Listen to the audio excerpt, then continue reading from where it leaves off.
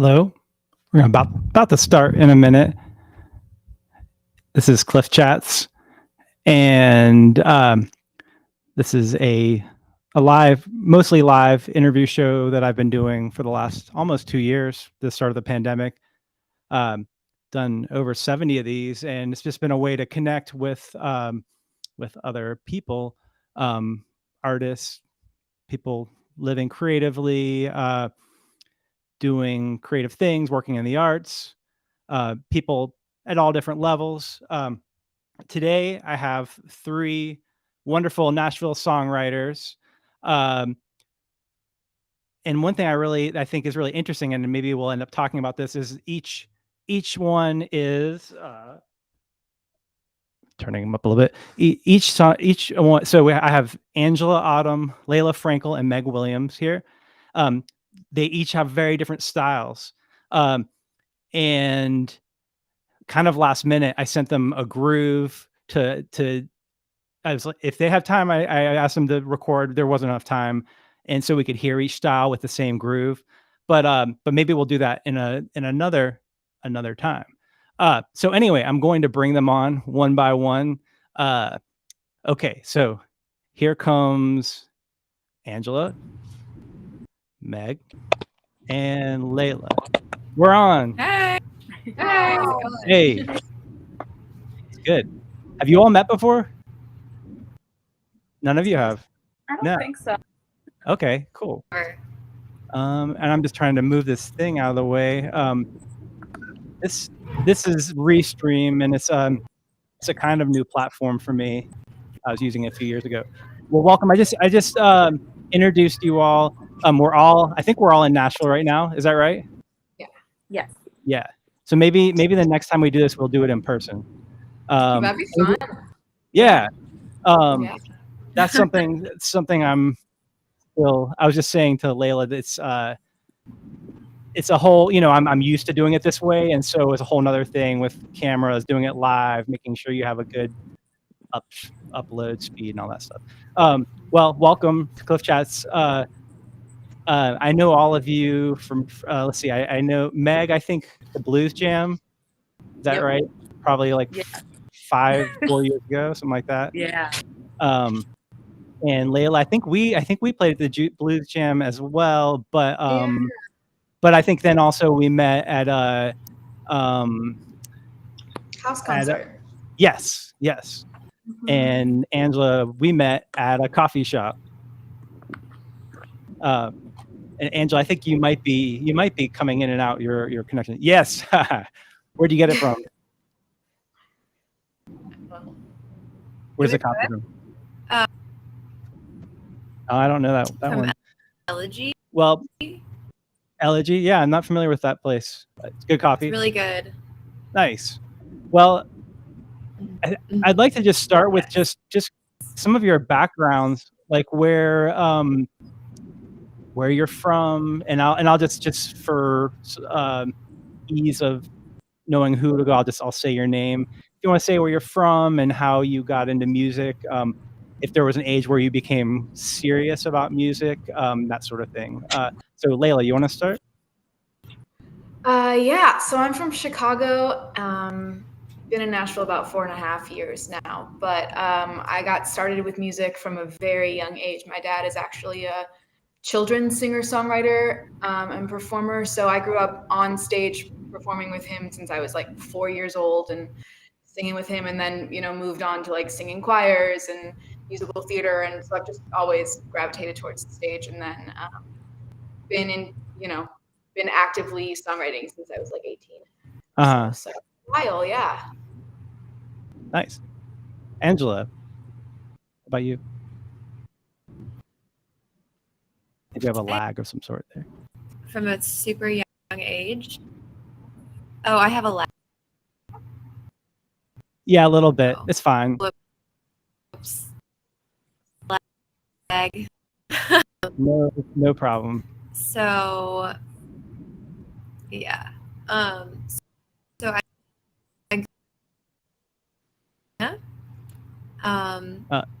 ahead. And connection to folk music acoustic music, which is the era that my parents both grew up in. From a very young age, pulled to old records.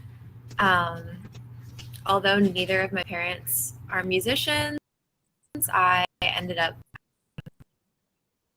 for a guitar when I was around 9. I started performing in my early teens and just fell in love with it, and maybe scene or so. And yeah, and that journey brought me to Nashville. So journey, and I love folk music and acoustic stuff and gospel even, and it's been a huge influence. So. Thanks, Meg. How about you? Yeah, well, I grew up in a small town in Western New York, kind of south of Rochester area, and I've always loved art and music since I was little. My parents would tell me I'd be 2 years old running around, dancing around the living room to the Grateful Dead and Barney. So I've just always combo. What a mixtape. It's a combination, yeah. Right. Yeah. Neither of my parents are musicians, but they both they love music. So I was always exposed to so much music, especially classic rock and stuff like that. Started playing guitar when I was about 8 or 9 years old, and started songwriting in my teens. Started off kind of not terribly serious, and then grew more. I realized how much I loved doing that, and probably in college, and then definitely my move to Nashville was when I really became serious, and I was like, this is what I want to do for a living. So once you came to Nashville, or not before though? Well, before, I knew I always wanted to do it, but I mean, you know, once I was here, it was like, you know, this is exactly what I'm going for. But when I was in Rochester, I was still in college and getting my degree and also performing. So I always knew that was what I was going to do. But once I moved here, you know, that was really taking the dive for it. But yeah. Well, have you considered doing a Barney Grateful Dead mashup of some sort? I think that would be amazing. So plant that seed now, you know. So it sounds like all of you at a pretty young age, and probably, I mean, do any of you feel like it sounds like you were all started early? Like for me, I'm sort of a latecomer. Like I started playing drums at 13, but I didn't really get serious until college. Was it kind of? It sounds like. Did any of you feel like you were kind of late to the game, or did you kind of feel like, okay, I'm in a good place right now to start, or a good time to start? Yeah, I know, Layla. I know you didn't with your dad being a musician, and yeah. Well, I mean, I feel like I almost had the opposite problem, where it's like it's been such a huge part of my life forever that I like haven't thought about doing anything else, and it's almost like you reach a point where you're grinding, and you're like, why haven't I thought about doing anything else? And you like try to veer paths, but it's just like when it's this ingrained in this, I don't know, the passion has been there for so long. I like really can't imagine doing anything else. So, not that I haven't thought about it, but it's hard. It's hard to veer off course once it's so ingrained. I relate to that. Just the why didn't I consider anything else? No real backup plan, or whatever. But well, did any of you have a backup plan, or not necessarily a plan, but like other interests? Like, okay, this is something. If it doesn't work out, I saw Meg say that now. This is it. Kind of like Layla was saying, I can't imagine doing anything else. So love it so much. This is it. Kind of like Layla was. Sorry about that. Angela, did you have a backup plan, or do you have any other aspirations? Is it still lagging? Yeah. I can hear you. Yeah. So I studied English. I studied English writing for a really long time, and I almost went to grad school to become like a professor. But I took my shot. I shot, you know, you gotta shoot your stick. I'm glad I in the end. Academia is not really. Yeah, I hear that as well. I kept thinking I want to go back to school and get my master's in music. And, you know, yeah. Anyway, I definitely hear that. So Nashville was Nashville the natural draw for you all, or were there other places you were considering? I mean, New York and LA always kind of come into the mix when you're thinking about moving to a city or a place with a massive music scene. But I think coming from Chicago, it's relatively close to home. You know, it's like an 8-hour drive, very short flight. So that's been nice. I think, yeah, it just felt like kind of the best option of all of them. Also, just like at the time, now Nashville is becoming very expensive, but at the time it was more affordable. And so, yeah, and I think that also the reason why for me Nashville over, you know, New York or LA is just like, I don't know if you guys can speak to this too, but I felt that it's a very inclusive and collaborative almost music scene, and like there's not really this feeling of competition, and I've just really appreciated that about this particular scene. So that was part of the appeal for me. 100%. I mean, that's exactly, I feel like that encapsulates Nashville to why, one of the big reasons why it's so special for a musician. You know, I moved from Portland, Oregon to here, and you know, Portland has a lot of qualities of a city I really like, but just that collaborative, that and the mentality of what is the expression, all high tide raises all boats or all ships. That just does it for me for Nashville. Yeah, even with, you know, there's lots of things where it's not a perfect city in any way.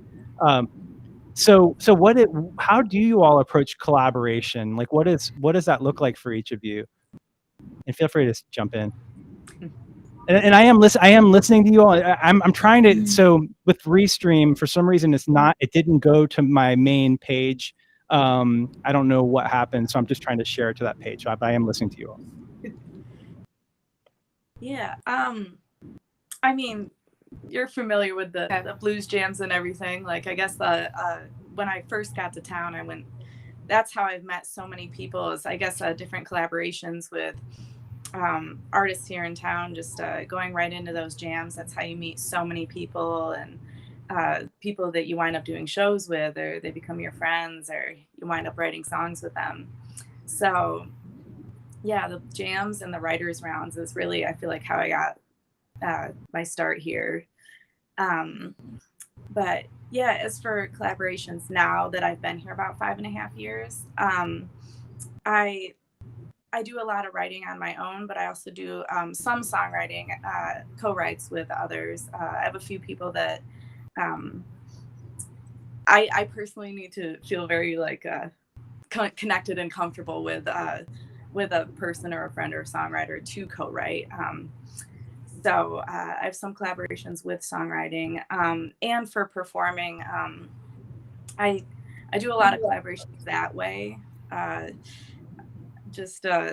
have my own thing, but I also love performing with many other people, whether we're coming together as a duo or a trio, or I'm playing guitar for them. So like to do a mix of it. Yeah. What about you, Angela? That's super cool that you play guitar. How do you approach collaboration? Thank you. Collaboration? Yeah. And what's that look like here for you? What it looks like here for me, well, it's very similar to what Meg kind of outlined. And I jams, found other musicians who kind of play on my stuff, honestly. Like, I needed and I just found the cream of the crop. It's a huge blessing. And now I am working with one about all I can handle at a time when it comes to collaborations, because I feel like everyone's energy can just be like a lot for me. So I'm working with one other songwriter named Noah Fowler,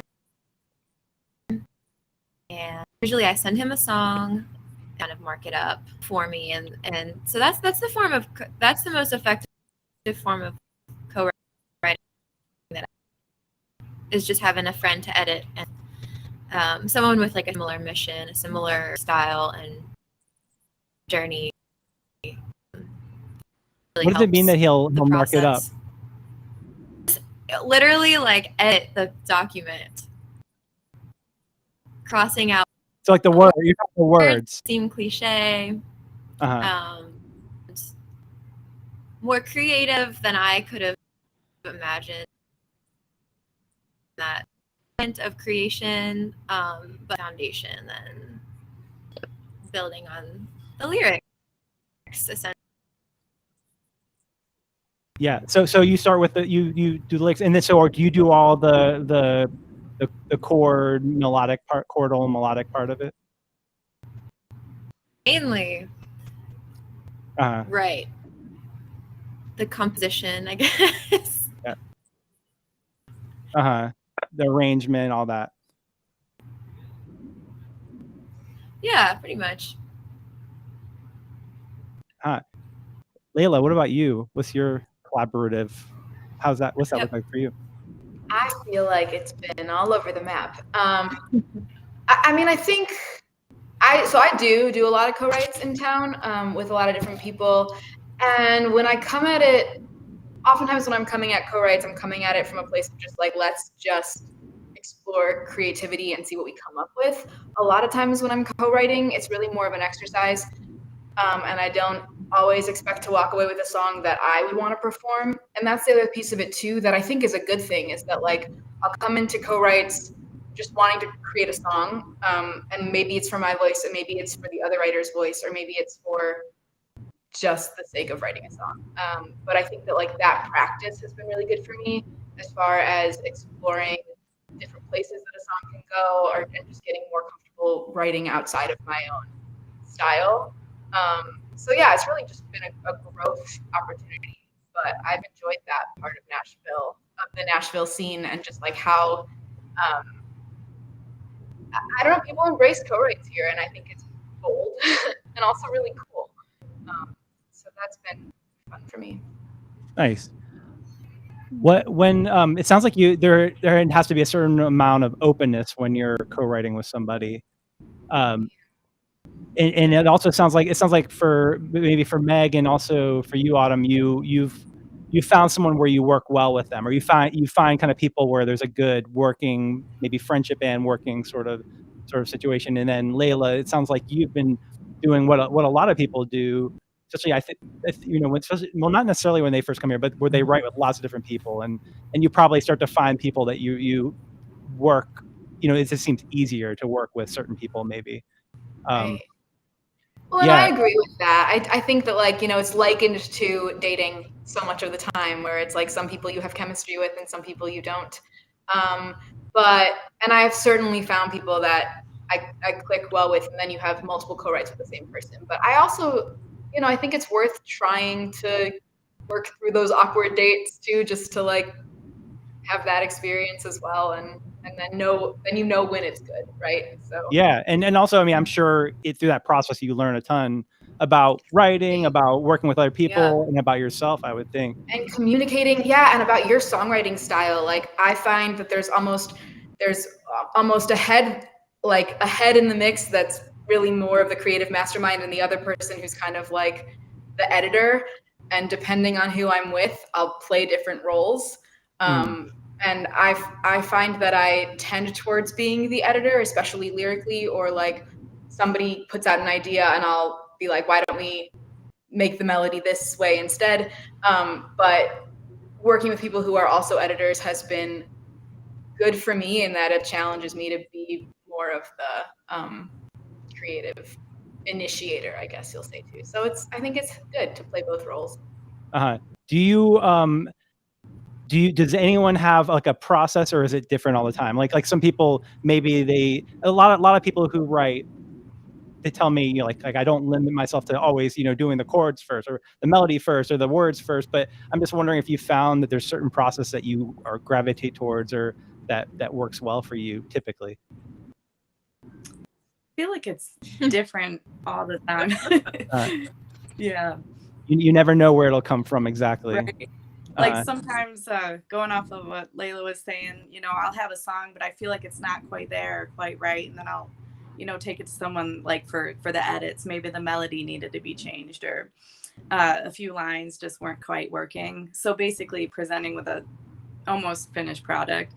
And then sometimes I might just have like a line and a melody. And then, you know, it's just, and then sometimes, you know, I'll just have a bunch flow out of me every few months. And, you know, I just feel like it's kind of random for me. Just however it presents itself, I just kind of act on it. Well, it seems like you're playing all the time, Meg. Do you what's the mix of covers to your originals? How?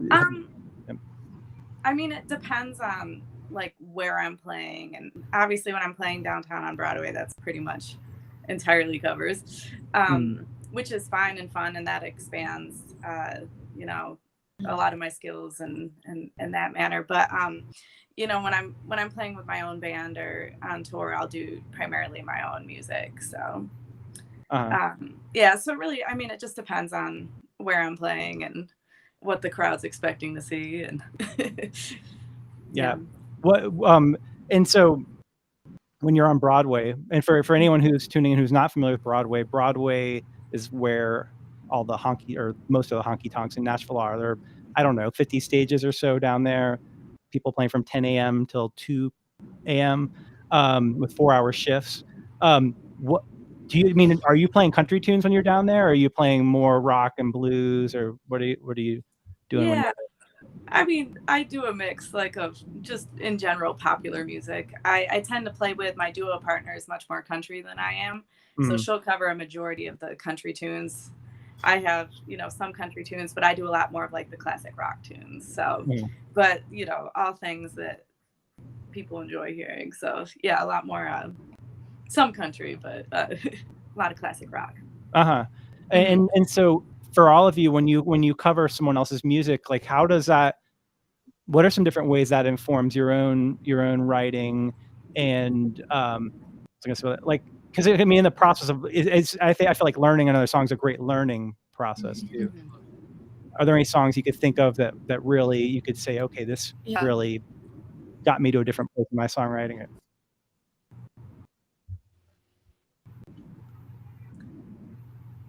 You there? Yeah. There you go. We listen to this music that inspires us. We take it in, and then quality is what we listen to and what we're exposed to, and it just builds and builds and builds.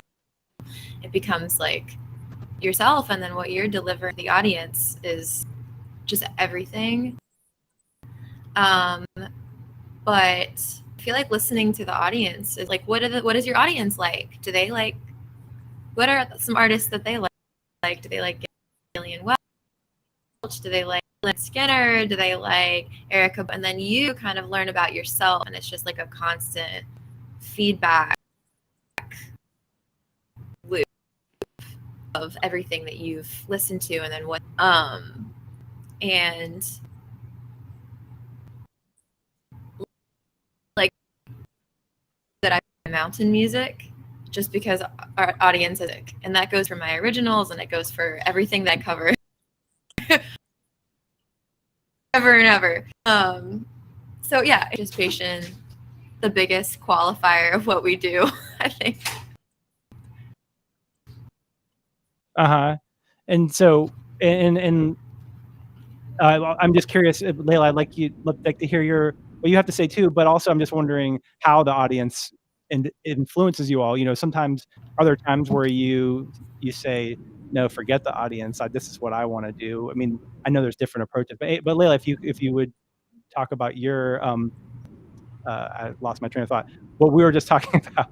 Yeah, we were talking about covers, and then we're talking about audiences. Thank you. I have thoughts. Well, so I totally agree with what Meg said and what Angela said, where it's just like, you know, we learn how to make music from the music we've listened to. And I think for me, like, I also studied jazz in college. And so, like, that is a major part of learning jazz, is like mimicking all of the different jazz for me vocalists, and sort of stealing their melodic ideas. And then, like, you'll take another jazz standard and you'll basically like apply, you know, those ideas, those melodic interpretations from various people, and then it becomes your own style. And so, yeah, I mean, it's cheating for sure, but that's how you find your own voice, is you have to take it from other people. But I think in terms of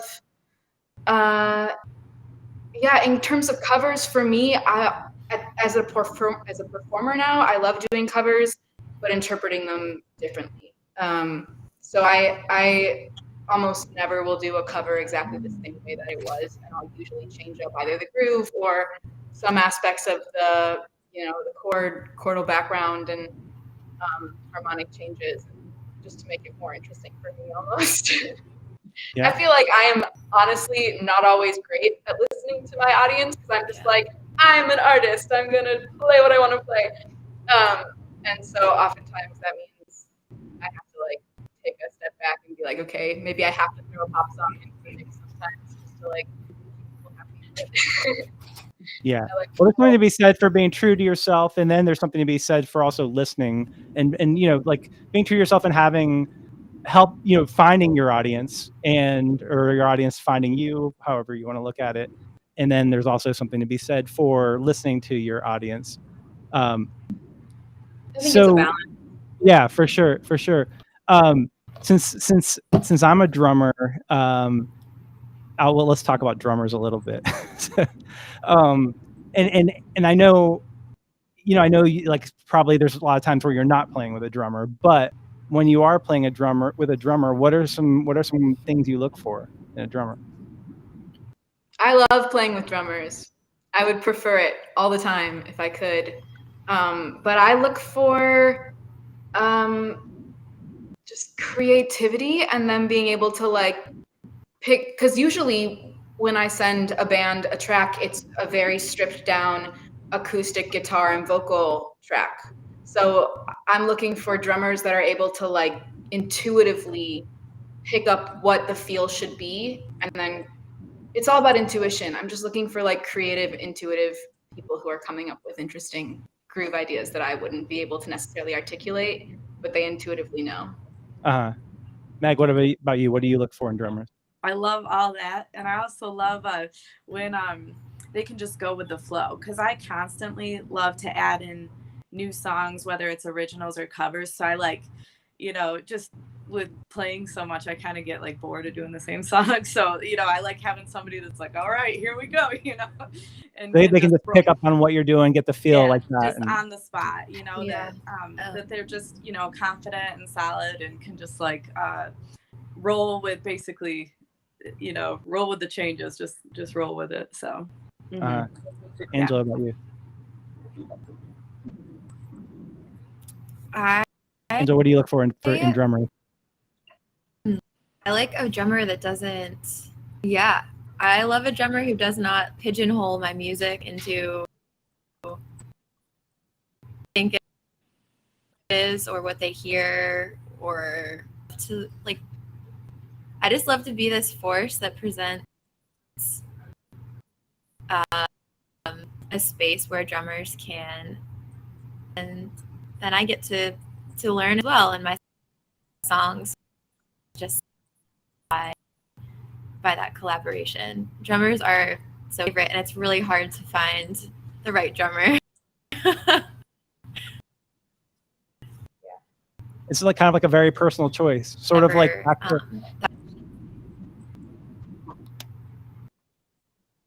and it's sort of like Layla saying, the songwriting process, how that's sort of like dating. It's kind of probably the same in finding musicians, not just drummers that you really like to work with, just after time of like, okay, I like to be around them, I like how they play.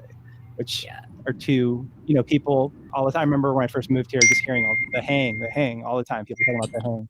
Yeah. So I think I was saying at the beginning, I sent you all this groove and I didn't give you enough time, but maybe we can do a follow up if you do have time to record something over the groove, and then we can.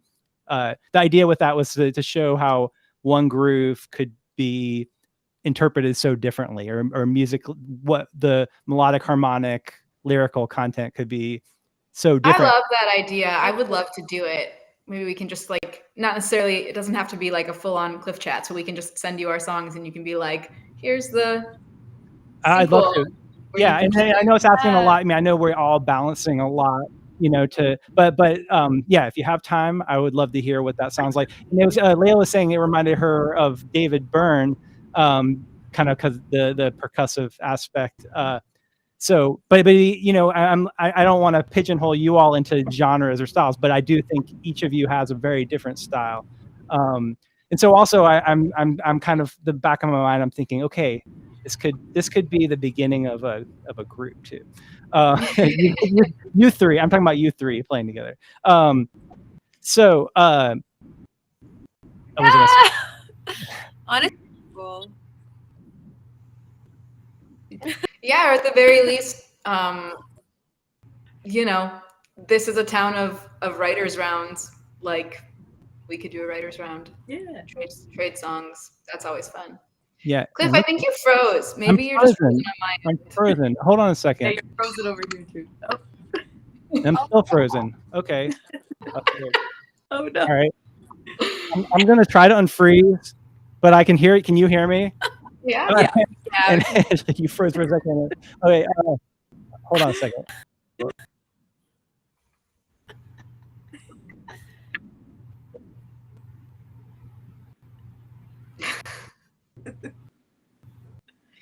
Meg, I'm curious to hear. I'm just going to take the conversation. I'm curious to hear more about Broadway for you, because I feel like in moving to this town as a singer and a songwriter, that's always been oh, I don't want to go there. And I'm coming at it with so much negativity, and I just feel like that must just be colored the wrong way. And I would love to hear about your experience there. Yeah, well, I think you just have to approach it in a way that's just coming at it okay, on these days of the week when I'm not, on tour or doing my own thing, I still get to play music, and I get to play, I get to learn new covers, I get to meet new fans, I get to meet people. And so I guess like you do, I love making songs my own, taking my own style and putting it into these songs that I love, and just learning and bringing new songs to two new audiences. And so yeah, I guess if you kind of think about it in the way that's I'm I get to go play music, and maybe not necessarily my own music here, but these people, they might like what they're hearing, and then follow up and look you up online, and then go see your band play or listen to your music online. So that's how I try to approach Have you it. seen that? Have you seen the follow-ups like that? You've gained fans from playing on Broadway, and you've seen it translate into dedicated fans? It's hard to say. Well, some definitely. I regularly play down on Printers Alley at Bourbon Street, and definitely I've got a lot of solid followers and fans from that show, especially. Down on Broadway, I do always get some new followers, and people that want to come up and ask if we ever make it to such and such area, or yeah. So I feel like there's benefits, a lot of benefits to that. Yeah, that's encouraging to hear. Yeah, I personally really enjoy it. Yeah. I'm talking to you from this dark screen. You can hear me there, right? Yeah, we can hear you. Yeah, I sidetracked the conversation to kill time. Yeah, I appreciate it. I appreciate it. So I've been doing this stuff, and there's always the possibility of technical issues, but usually it's been perfectly fine. But anyway, so I'm having technical issues with my camera. But anyway, so I will probably get off for a minute, ask a question, get off, and try to work on it. But yeah, I like Layla. You did that was nice. You kept it flowing. Angela, Layla's just asking Meg about Broadway and how she, because I feel that way too, Layla, about Broadway. Like I don't really. There is country music that I love. It's more of the classic sort of country, and I'm not like super familiar with the genre, but I'm not motivated to learn a bunch of country tunes, especially the more modern pop ones. Though not, I probably would enjoy it if I had a reason to, but without, it's kind of the chicken or the egg. Like without a gig, like I'm not going to learn those unless I have a gig where I need to learn them. And so, yeah. So Meg, I think you're the only one who plays down there. I'm not sure, Angela, maybe you play down there too. I'm not sure. Do you do the Broadway thing? I've sat in with a couple of bands. Like I've just showed up and kind of sat into like existing band. Yeah. 4-hour set. I have never done my own 4-hour set. But okay. Yeah, that's a lot of material. It's definitely a goal to have like just a plug. I'm probably going to be doing residency, so I'll be on Broadway soon. Nice. Nice. That's awesome. And that's a good place. That's a good place for not just the country. This summer. Yeah, and that's a good place not just country. I mean, they kind of do some different genres and that sort of thing. So as you can see, I still don't have a picture, so I'm the silent contributor here right now. So I was going to ask Meg and then all of you about this. The process of it appears. I mean, I'm coming from the faith, but you're constantly playing. I mean, what is your? Do you have a booker, someone booking for you, or are you doing all the business stuff? So like, what is your what does that look like for you? Like, are like every morning or the first thing you're doing, sending emails and doing all that stuff, or like how are you? What does the hustle look like for you? Yeah, so I do all my own booking, and really just I do all my own everything, pretty much. So, but yeah, I wouldn't say every day I'm booking shows, but definitely every week I set aside time, and usually earlier in the week I'm not playing as many shows, so those are my days to send a ton of emails out and do more of like the business side of things. Yeah, so I'd say usually like Wednesday through Saturday or Sunday I'm playing, and then usually Monday or Tuesday, sometimes Sunday, are the days where I'm doing lots of emails. And so when you're are you organized? Do you have like a spreadsheet and you have like, okay, these are some places I want to play, I'm going to reach out, that sort of thing? And also, is it by email usually, or are you calling? Are you showing up at venues? Like, how are you approaching that? I'd say like 90% of the time emails. I send a lot of emails. And sometimes if I absolutely have to, I'll call or follow up like, ooh, are we all gone? No, oh, there we are. We've all disappeared. And what was emailing. Sometimes if it's a place I really want to get into and I'm having trouble getting into, I will show up and try to talk to somebody in person, or if it's a place that has either like a show or a jam or an opportunity to get up, maybe get photos or video of me playing there, and then follow up like, hey, I met you all through doing this, I'd love to book my own show here. But in general, lots of emailing. I don't love phone calls personally, so I try not to do those as much as possible, but obviously if I have to, I will. So I'm going to ask this question, and then I'm going to to leave, but I'll still be listening just while I'm working on this technical issue. But for Layla and Angela, what is your approach to the business side of that? For not necessarily for everybody, but it can be the dreaded business side of booking, doing everything DIY. Okay, I'll be right back. I'm listening. You want to go, Layla? Oh, sure. It's the dreaded Go ahead. business side of things.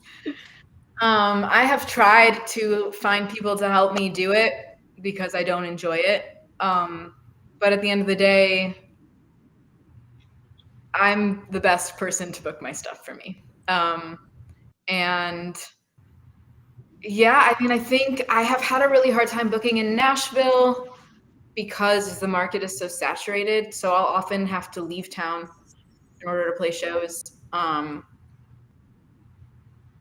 at the same time, like the joy of playing in Nashville is that we're in this amazing music community with these incredible musicians. And so, you know, there's that perk of playing in town because then you get to have this wonderful performance experience with a band. So I don't know. I mean, I think booking is just forever going to be a challenge, but it's a necessary evil. And so you just carve out some time in your day. I've been trying to make a rule for myself of like send at least one booking email a day, because it's like you take 5 minutes, send like your template email basically. And then at least I feel like I've done my one email instead of, it might not be 2 hours worth of email time, but at least it's one. So that's been my goal for myself lately. Yeah. Nice. What about you, Angela?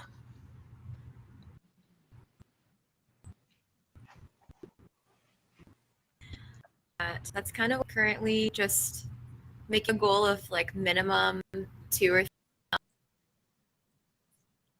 3 like a week, but sometimes I take the approach of showing up at a place and seeing this even somewhere that is going to what I do in my music, or is it just going to be something that maybe I don't need to do even, or maybe it pays well, but it's too far of a drive, or it's just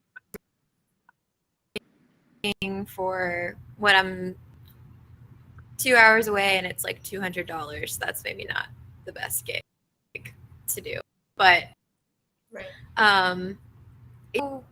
to buddy up with other songwriters that are in town, and sometimes that's the most effective, is like hopping on multiple people are playing multiple, you know, different draws, and that's what I do in town. I'm just trying to know different markets, so you know, so I can have the luxury of traveling to different places. Other than, it is tough here, and it is grind to be constantly booking here. Yeah. So. Wait, now Cliff, we can't hear you. Can you hear me now? There you are. I'm back. Okay.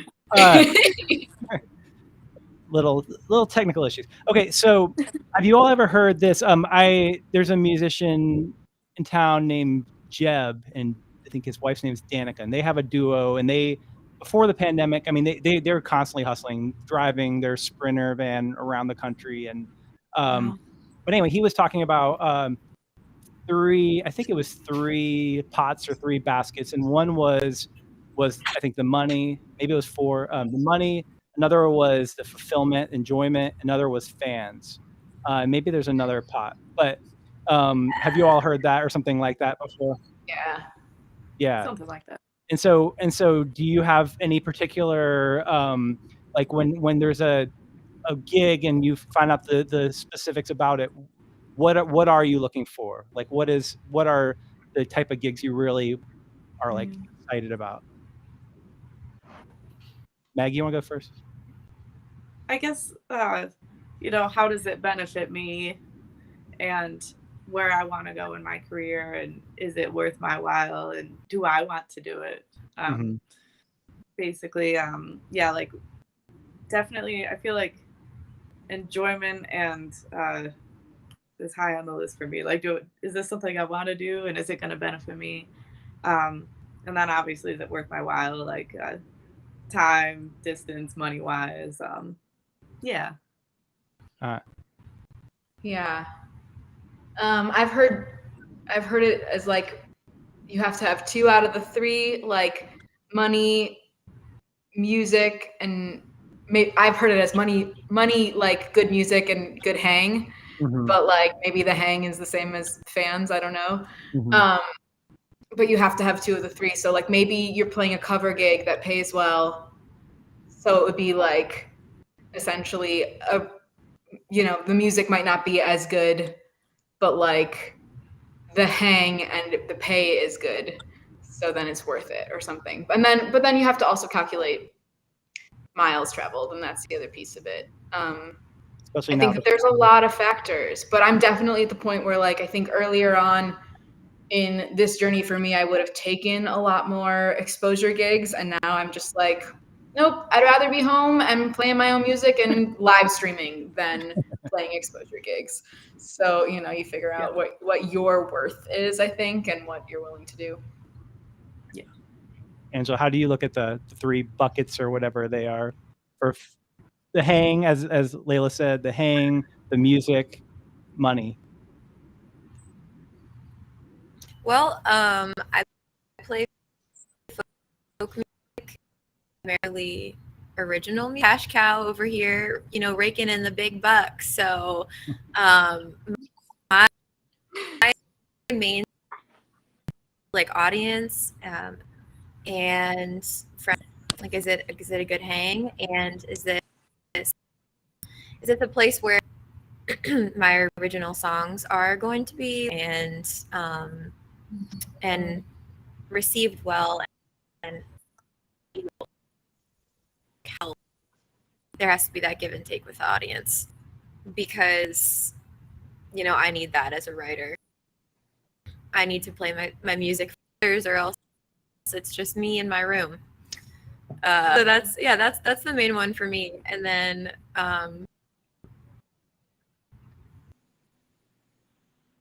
it's really cool to be able to need support. I'm always open for that as well. Yeah. So. And so, do you, Angela, do you do, when you do shows, do you play mostly your songs, or do you mix in a good bit of covers? What's that look like for you?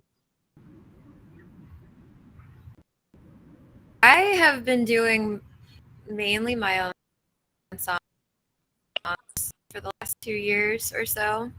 Do a brewer gig, and that includes like covers and originals, but it's a pretty even of covers and originals for me.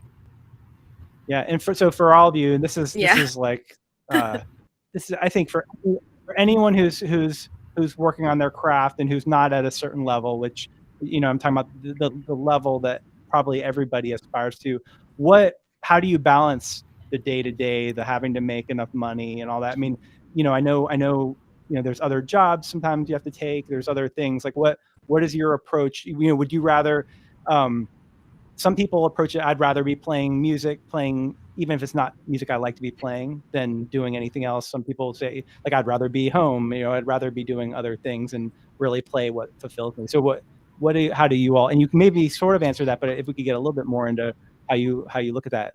Layla, do you mind starting? Yeah. I think my perspective is changing lately. Like, I'm definitely exploring more of the cover gigs these days, but I was in the camp of I'd rather work a day job and then just play my music and have it be fulfilling because it's my artistry. But then you're working a day job. So, I think it's kind of, it's really just sitting with yourself and being like, what is going to make me happy? You only have a certain number of hours in a week, how do you want to spend them? And like my day job is remote, so that's nice. Like I can, I don't have the travel time. I don't have the exhaustion of like having to get dressed up and looking pretty in the morning to go to work. Like I can just be at home. But then, you know, there's less hours playing music. So I think that it really is something I'm struggling with and trying to figure out for myself these days. And it's not just hours, it's also energy. You know, I before the pandemic, and you all maybe relate, I found myself running around constantly, you know, just constantly driving around, and though it was all music related work and you know, a lot of education work, it wasn't moving. It didn't feel like I was moving myself towards bigger picture goals of where I'd like to be. So anyway, so either Yeah. Meg or Angela, if you want to talk about the balance between commerce, art, that's maybe a simplification. So I usually try to be the musician first, and that's really a society that tells us that our art is productive and frivolous, Not valuable. Yeah. Not valuable, right? Like, I'm not writing more, working their 40-hour, you know, jobs. Like, I'm writing all the time. But what I've been doing lately is finding fulfilling work that is flexible, and like I work as a server, but I also do photography, and I also do like help people organize their loved ones like once they've passed. So I'm just finding like I have a lot of different talents that I can still do that lives. So you like the work and it's flexible. Yeah, like odd jobs, something that I do, and then that way I can still do my gigs, and I can travel and like leave. You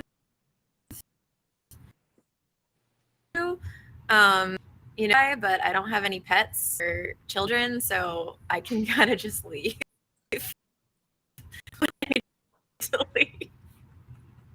Yeah. Meg, how do you balance commerce and art?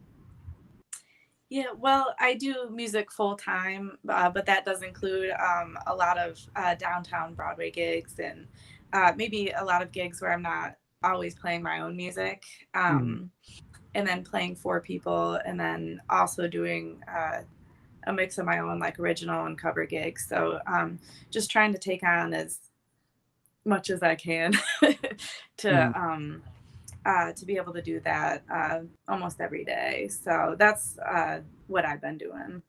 Yeah. Okay. Well, when I was putting together this panel, I didn't have the intention of it being you all being women. But I do like to have panels sometimes that are all women, just because I think you should be represented. And but anyway, I'm just curious, being women in the music business, or in the arts of music, the art of music, what are some pros and cons to being women?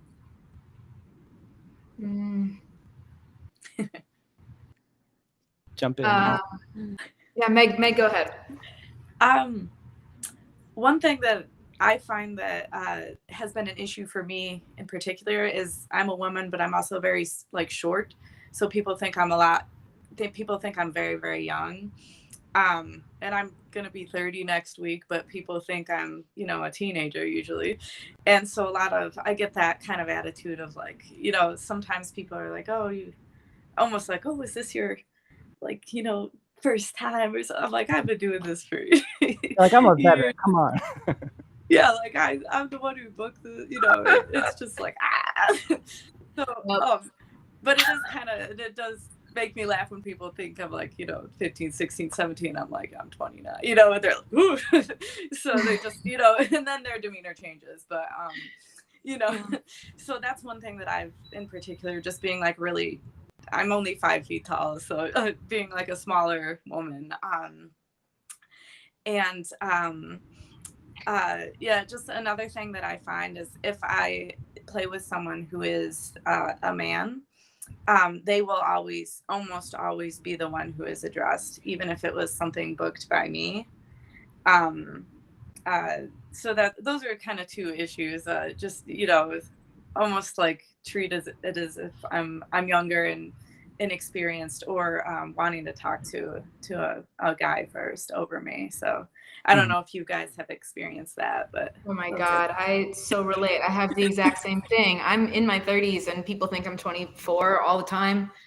And they'll talk to me like I'm still in college, and I'm like, you just took 7 years off my life. Like, I worked hard in those years. And I think that once when we're older, we'll be grateful for the younger appearance. Like, but for now, it's like, yeah, you're kind of diminishing all of this time I've put into really working my craft and getting really good at this. So I think that's been hard.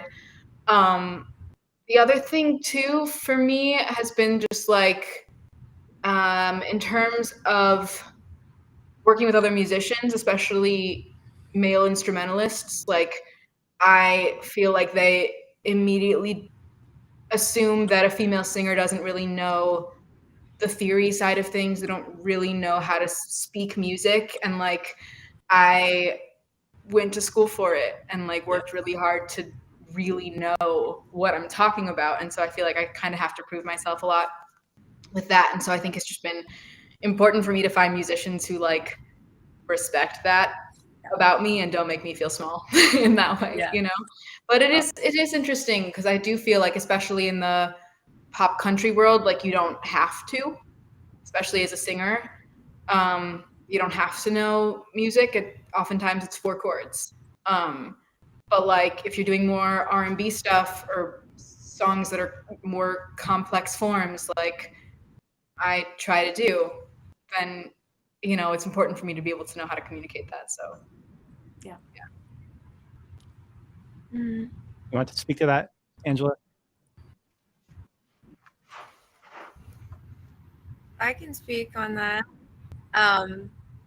Yeah, a lot of the experiences that I've had as a woman have honestly led me to wanting to be more knowledgeable about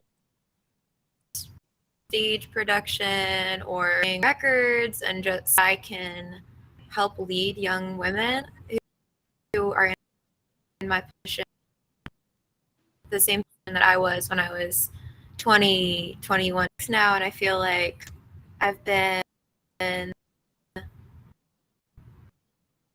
more independence in that realm because I want to provide the support that I needed as a young woman, that power away to other people that men I thought knew better than I did, because just a woman and the industry. So yeah, that's all I have to say, is that I want to help lead younger people, so that issues can become, and hopefully like future generations won't have to deal with the same kind of bullshit. Yeah. Well, so we're almost out of time. Are you all going a few minutes past? I just want to get one more question that may take us a little bit past. Or do you all have to get going right at 1, or do you have a few extra minutes? Yeah, I'm good. What time is it right now? I don't. 12:28. 12. Yeah. We go to 1:05. Are we good? Yeah. Okay. So I was just curious about so I'll preface it. So I for a long time felt like I was just very focused on music. I felt like a latecomer to music. Even though I started as a kid, I didn't play in school band and all that stuff. And I was just very focused on music. And it wasn't until really moving to Nashville, I've been in Nashville 6 years, where I started to realize, okay, really what I want in life is to be able to have a certain level of freedom and creativity, and to be able to live it on my terms, not pigeonhole myself to say it has to be music. So I'm just curious about you all, just kind of what you envision for yourself in 5 years, 10 years, 20 years. Like, what is it you want for yourselves? And just go ahead and jump in. Well, I want to keep doing what I'm doing, but continue to do it at a, keep in, like, going to bigger stages or opening for more acts or playing more festivals, or just take what I'm doing and just keep growing it and to a bigger level. And yeah, just those are some things I'd like to do. Yeah. And artistically, like do you want to be most primarily playing your music, or do you? Yeah. Someone's career that I really admire is John Mayer's, is because he is a wonderful songwriter and has his own, kind of more, like his music, but then he also played with his blues trio, and he's explored country music, and He's been playing in Dead and Friends. Like he's but then he also plays with Dead and Company. Yeah. So that's something that I really admire. Is primarily, yes, he is known for being like I love playing my own music, but I also don't think I'd be totally fulfilled if I didn't play with anyone else, and I didn't explore these other genres. So yeah, like primarily, yes, I'd like to keep going with my music, but I love I love playing with others, and I enjoy all that. So yeah, kind of the mix like that. Yeah. What about Layla or Angela? What are you envisioning for yourself? What are you wanting out of the future in the arts? I've been exploring sync more. So yeah, I mean, I think just like trying to keep writing and recording, but exploring opportunities for an avenue of making money on your music without it being touring all over the world all the time. Not that I'm doing that, but like, I think that it's easy to look for touring and playing live shows as the only avenue to really make a living at this. And I think sync is an opportunity to like still be able to create music and make some revenue on it. So I've been exploring that, but then also, yeah, I mean, I think Angela talked about like opening for other acts. I would love to do more of that. I think that would be a great opportunity for me if that ever came along. So, because it's hard to do your own indie booking for really touring, but like if you're called on by somebody with an audience and tours booked, then like that's a great avenue for opening up your audience. So yeah, I mean, I don't know, long term, couldn't tell you, but just we're gonna keep on keeping on and creating while we do it. So yeah. Angela, what are you envisioning for yourself? Cool. Myself, definitely just projects for collaborations. I say confidence because we all give ourselves credit for, and so I'm just saying, like, I want to work with huge artists and do stuff with them, but would love to work more on the production. Other artists style their shoots, or like